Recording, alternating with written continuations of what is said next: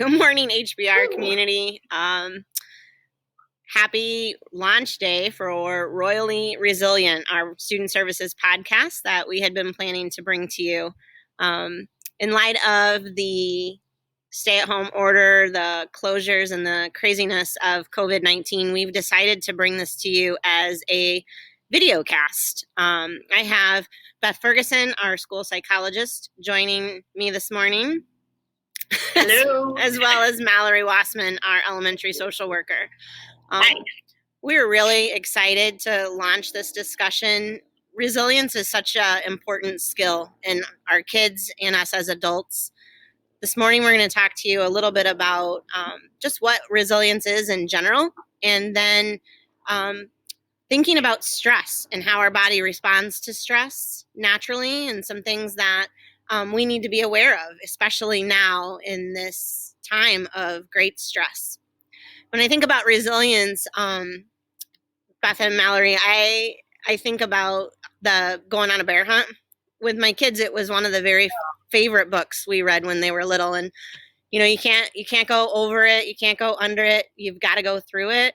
And really, resilience is the broadest definition is the ability to get through it and come out on the other side. And we are all in this together, and we will all get through it, and we all will come out on the other side. And one of the coolest things our neighborhood has done so far is a bear hunt. And so all the little kids went trudging through the neighborhood looking for bears. And I think that's really apropos and really fits with where we are right now. Mm-hmm.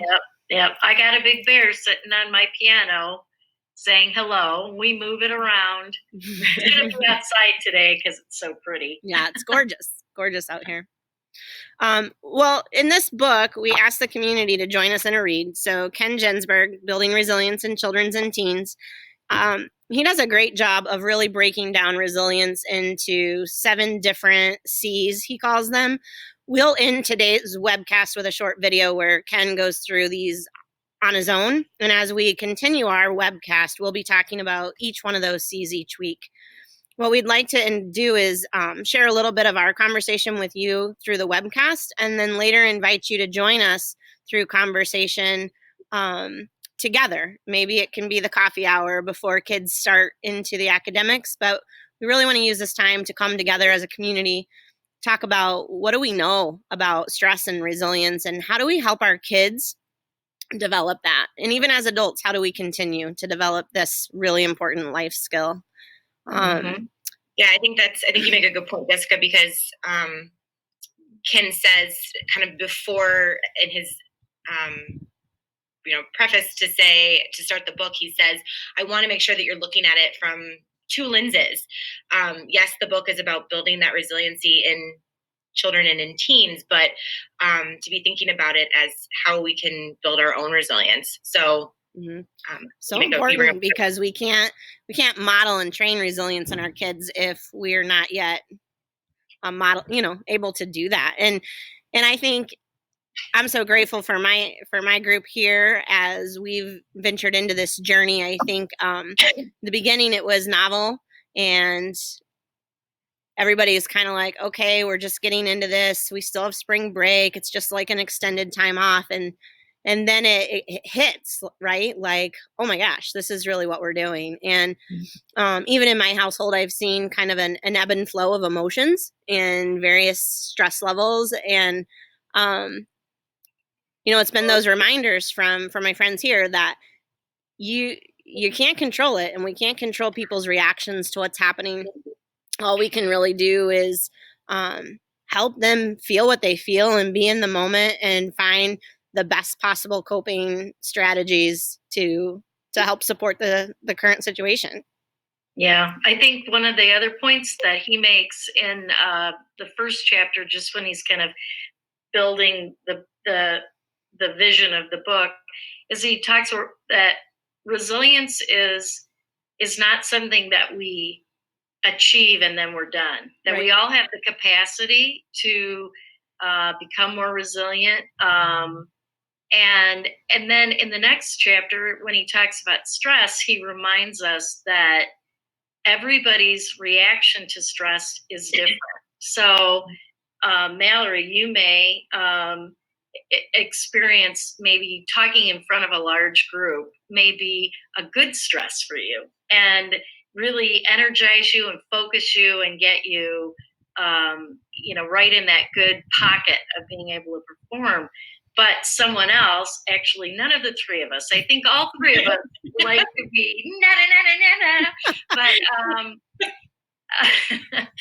but someone else would experience that same level of stress in a really significantly challenging way. And so it what we've been sort of given the opportunity, I think, in this time is we're looking at our own responses to a kind of stress that none of us have ever experienced before. Right. That it's not a one and done.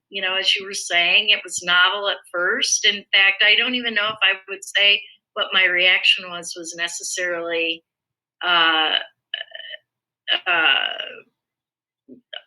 I've just lost my word. I wouldn't say that I thought I was under stress during that first week. I thought it was more like a curiosity. But in looking back over the last few weeks, I see so many behaviors that I did that were a sign that my stress level was increased. I was buying food that are on my never eat list. Why? I don't know. I had to have that vanilla cream filled dessert thing that is not to be eaten. And it's just been really interesting. We don't have children at home anymore, so I don't have the stress of trying to manage my schedule.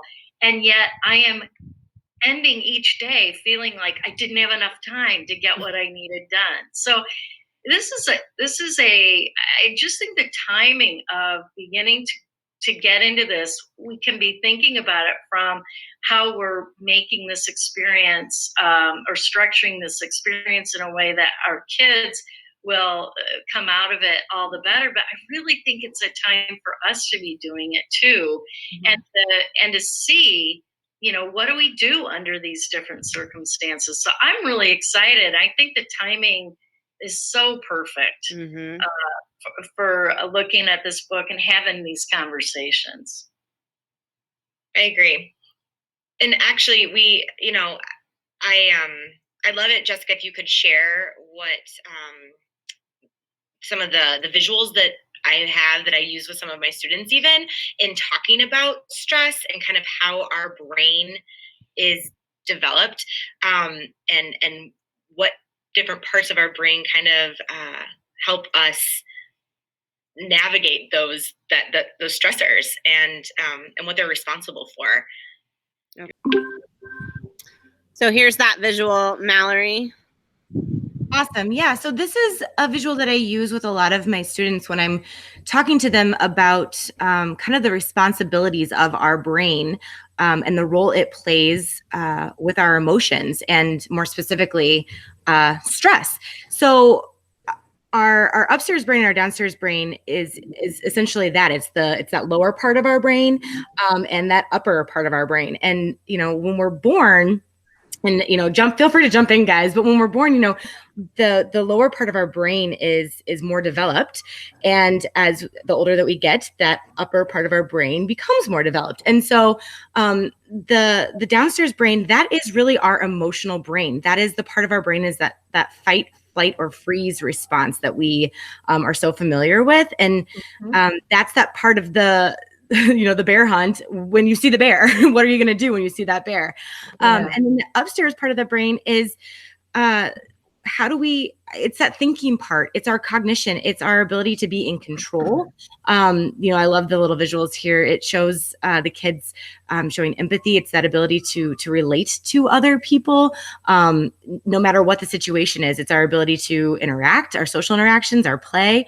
And so, when it comes to stress, we kind of have to, the way that the upstairs and downstairs brain visual, the way we use that is by saying, like, hey, where are we at on that staircase? Are we in our downstairs brain? Are we down there in that fight or flight or freeze response? Or are we thinking? Are we using our upstairs brain? And then what are those tools that we need to do to strengthen our upstairs brain, as we are experiencing those different levels of stress? You guys want to kind of jump in on your thoughts around that? Yeah, I think you're doing a good job. Yeah. Well, and I think what you were saying, Beth, too, is that earlier with this, we're in kind of a different stress experience right now where we are having to live in it. And I think we were kind of talking about that. Where are we landing on this, on the staircase? And I think that's exactly where we are. I think we're on the landing, which is kind of in that middle range of the staircase. In fact, I actually have a visual for that too. So yeah, at any given time, we could go, when you're on the landing, you could go into your downstairs brain, which is more reactive. It's not thinking really clearly. Right. Or you could go up. It could be that point, but that we talked about that sometimes some stress puts us in our right brain, in our upstairs brain. So that landing is really an important part of that. Right. Yeah, I think that was kind of a good visual of this, that, stairs are required to actually, what is the purpose of a landing? And in a actual staircase, it's meant to give people an opportunity to rest. It's a chance for the stairs to actually change directions if need be. In my own home, our landing is where the stairs change direction. So I think it's really a kind of a good metaphor for us to, or analogy for us to look at and say, we're on the landing. What, are we going to change directions? Are we going to go upstairs or downstairs? Which direction are we facing? What we need to do, be really mindful about what we need to do in order to get back to that upstairs brain if we're heading down. Yeah, I think that's an important point, because throughout all of this, I mean, even just in my home, since we've all been here, we've had a range of emotions. I think we've mostly been on the landing or upstairs, but we've had our downstairs moments. And, I feel like I know this stuff and I can talk about this stuff, but I've still been in the downstairs brain.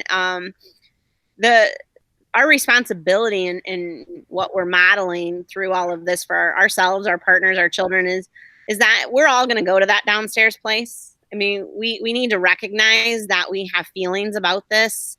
There's emotions, there's grief, there's loss, there's worry, all of those other words that fall under stress. And we're going to spend some time downstairs, but we need to think about and continue to talk about, how do we find ways to get back to that landing, or to get into our upstairs brain and think logically. And I really think that's one of the reasons why the remote learning is going to be so critical and important for our kids, and just routine and structure so important for us as adults.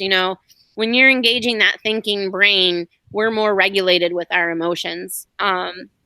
We can be more in the moment. And I think that's really, it's going to be really important as we go through here, and just thinking about how do we stay mostly in the upstairs brain, but know that we're going to find ourselves on that landing. And I think for me, it's thinking about increasing our awareness of when we're at those different sort of places of arousal, or so that last week when it was quote unquote spring break, for me, I was a lot more back and forth in terms of how I was. I mean, I wasn't crying, and I wasn't crouched in a corner or, running. I should have been running probably, but but I was really paralyzed. And I spent a lot of time last week really thinking about what are the demands that are put on me, and how am I responding to them? And then how do my responses impact my family, both away from me and my husband who's living here with me, and likewise his responses. I found that I feel much more centered this week with the routine of work, and with being able to look at a schedule and and create tasks to do, I actually feel like a weight is off my shoulders. Where last week I just felt like I was in this sort of cloak of it wasn't numbness. It was really like paralysis. So like something heavy just sort of weighing on me, where I wasn't really sure what direction to go. And it's not having the answer and being able to name it and to say, to everyone around you, right now I'm in my upstairs or my downstairs brain, or I'm at the landing. Right. But to be aware of and help our kids be aware of, this is new, and they're navigating something that their brains and their bodies haven't ever had to, around people who are also navigating something new. Right. If you introduce something new to your child, like a new sibling, that's going to create some stress, but you're as an adult familiar with it and can bring those coping strategies that you've developed and the knowledge that you have around it to kind of buffer them. Right now, we're all in this first time. Yeah. Right.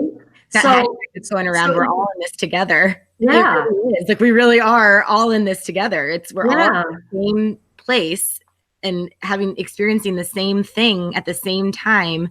And it's just a matter of how we're internalizing it and responding to it and essentially moving through it. It's yes. What kind of resiliency do we already have? Yeah. Right. I think oh, go ahead. I was just going to say, I think that, that's the important piece. We're all in this together, and why we decided to bring our podcast to a webcast so that, we can all share in this conversation. And while we bring this out to our community in this venue today, we really want to invite you to follow that link below to join us in a live conversation around this topic on Tuesday morning. We're going to try to get coffee and conversation going right off the bat at 8 a.m. before your kiddos get locked into their remote learning. And we really invite you to join us as we grow and learn together through the conversation. Again, the book we're reading as a community, Building Resilient Children, Ken Ginsburg. He's going to launch his book in the 7 C's of resilience. And we're going to take the next several weeks to talk with each other and with you about each one of those C's. And again, we'll invite you to join us.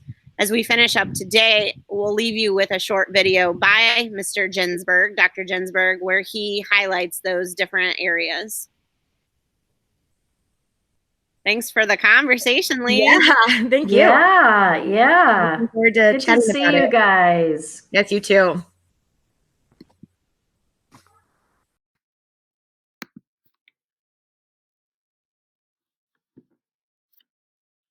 I like to think of resilience as being able to be captured in a framework that includes the 7 C's.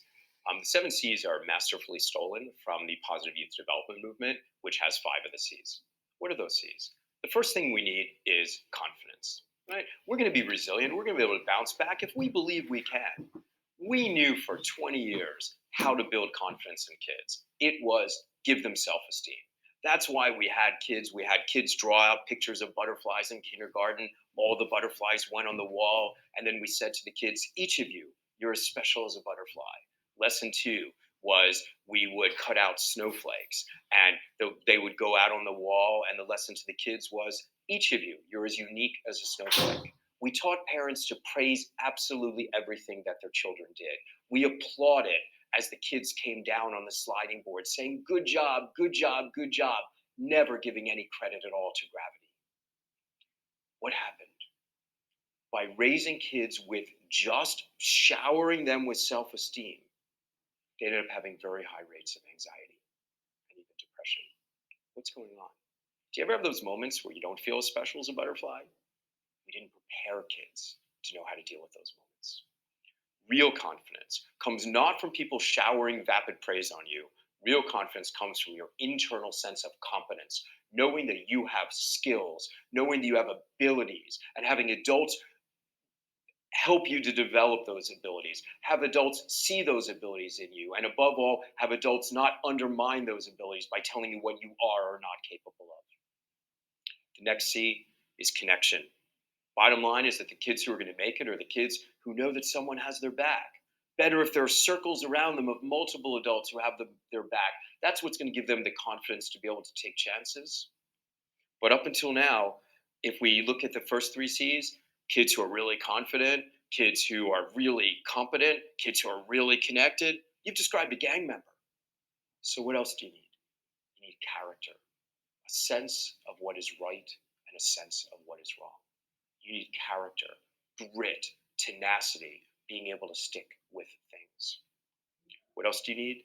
A sense of contribution, knowing that you're making a difference in the world. Why? The ultimate act of resilience during the worst of times is to reach out to another human being and say, brother, I need a hand. What is going to allow you to do that without shame or stigma? It's the experience of having served. When you serve, when you give, you learn something. You learn that it feels good. And when you know that it feels good, it's easier to take when you need to take. So when I'm an old man and someone is changing me or feeding me, I'll know that there's not pity in the room, just another human being who also has a life mission to serve. But it's more than that. Teenagers are held to low expectations. All teenagers walk down the street and people think they're selfish, self-involved, at risk. That doesn't even begin to describe the low expectations that we hold our oppressed minority kids to. It is poison.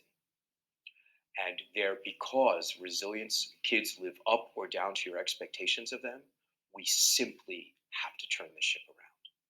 So when we have kids contributing out in the community, what happens? Suddenly these same kids who normally we walk past and look as if they're dangerous, suddenly those kids are receiving thank yous instead of condemnation. And it's difficult to describe how important it is for kids to know how much they matter to other people. And you learn that through thank yous, and you get thank yous through contribution. Next, coping. Virtually everything we fear in adolescence is about kids trying to feel better in the context of a life that feels uncomfortable. Whether you're talking about drugs, whether you're talking about cutting, whether you're talking about eating disorders, whether you're talking about fighting, whether you're talking about gaming, everything, sex out of the context of a relationship, everything we fear, everything we don't want our kids to do is about them trying to feel better. And when we say to them, don't do that, let me give you 5 to 7 reasons why you should know what you're doing is wrong, that just makes them feel small. It takes away their confidence because we're calling them incompetent. Instead, when we congratulate them for finding something, anything that works, and then we invite them in a healing process to teach them a whole repertoire of positive coping strategies, then we can really diminish risk behaviors. But why wait till kids are already doing it? Why not start with kids in nursery school, kids in kindergarten? Teach them about all the ways you can feel better. Teach them about all the ways you can manage stress. If we do that, that's when we're going to really see some of these problem behaviors go away. The final C is control. You either believe that the world happens to you, or you believe you have control over your universe. Dr. Ken, when your time comes, bullets are flying. That's a kid who doesn't believe they have a sense of control over their life. And they'll take control in any way that they can. Where do we give kids a sense of control? First off, we stop the bullets from flying. What else do? We teach them discipline. Remember what discipline means. Discipline means to teach. It doesn't mean to punish. It doesn't mean to harm. It doesn't mean to control. When we discipline kids, instead of saying, you'll do what I say, why? Because I said so, that makes kids feel small. When instead we discipline them, saying, we honor your growing independence. We want you to know how to stand on your own and to navigate these waters on your own. We want that. But we need for you to be safe and need to be responsible. So the privileges that we are going to give you, the freedoms that you have, will be earned by your demonstrated responsibility and good behavior. When we do that, kids do the right thing because they are in control